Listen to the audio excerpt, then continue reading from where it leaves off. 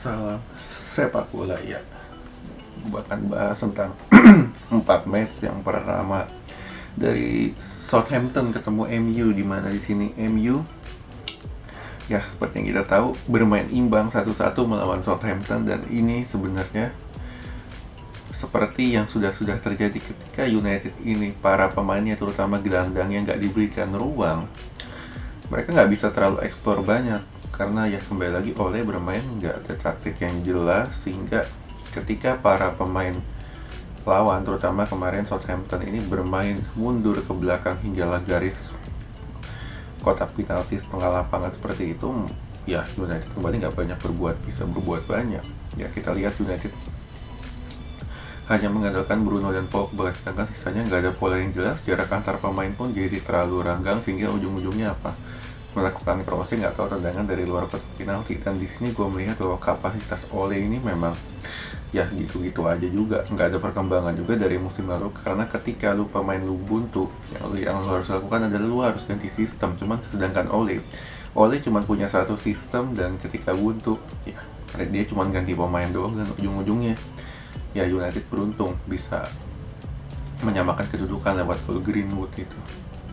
Oke, lalu kita ke match selanjutnya, ada Udinese lawan Juventus. Dan ya ini juga sama, Juventus sempat unggul 2-0 lebih dulu sebelum sempat disamakan oleh Udinese di menit ke 70 atau 80 karena blundernya Szczęsny. Dan kalau gue bilang ya, Szczęsny ini daripada menguntungkan tim lebih banyak merugikan timnya ya. Kenapa? Karena ya dia lebih sering melakukan blunder yang nggak penting. Karena ketika penyerang lu buntu, yang lu selalu lakukan sebagai kiper adalah lu harus memberikan rasa aman kepada para pemain bertahan. Cuman ya kembali kita lihat Szczęsny ini kembali melakukan blunder fatal, sehingga ya kita tahu gol nggak penting itu lahir di menit 70 atau 80, sehingga Juventus Udinese menyamakan kedudukan menjadi 2-2. Oke.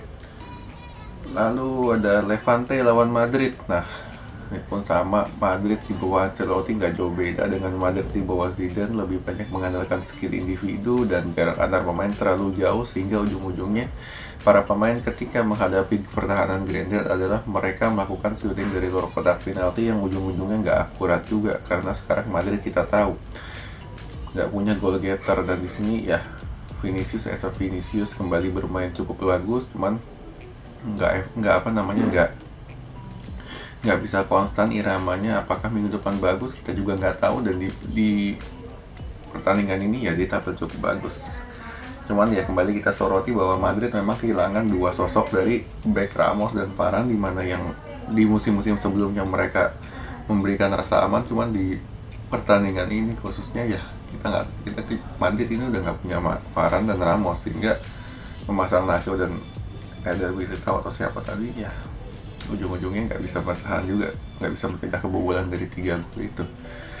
Oke, lalu yang terakhir ada Arsenal lawan Chelsea. Dan ini kalau gue bilang ya cukup menarik, tapi di babak pertama doang. Karena di babak pertama Chelsea tampil ngegas dengan kombinasi dari Alonso dan Reece James, yang ya kita tahu Arsenal kebobolan 2-0. Cuman gue soroti penampilan Lukaku dibanding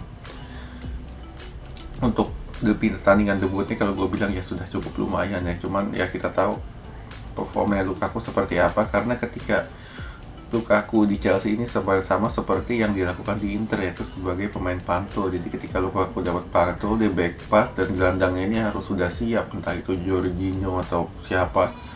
Dari Jorginho pun ngoper ke sayap, entah itu Alonso atau Rizky. Formasi ini sama persis seperti ketika Lukaku bermain di Inter, yaitu sebagai pemain pantul. Dan ujung-ujungnya ya kita tahu Arsenal memang bukan levelnya Chelsea. Cuman kalau misalkan perkembangan secara kedepannya, gue masih ragu Lukaku ini layak dihargai 115, karena ya di pertandingan kemarin gue lihat Lukaku sempat mendapatkan 2 hingga 3 peluang, dan ya dia nggak bisa gocek sama sekali.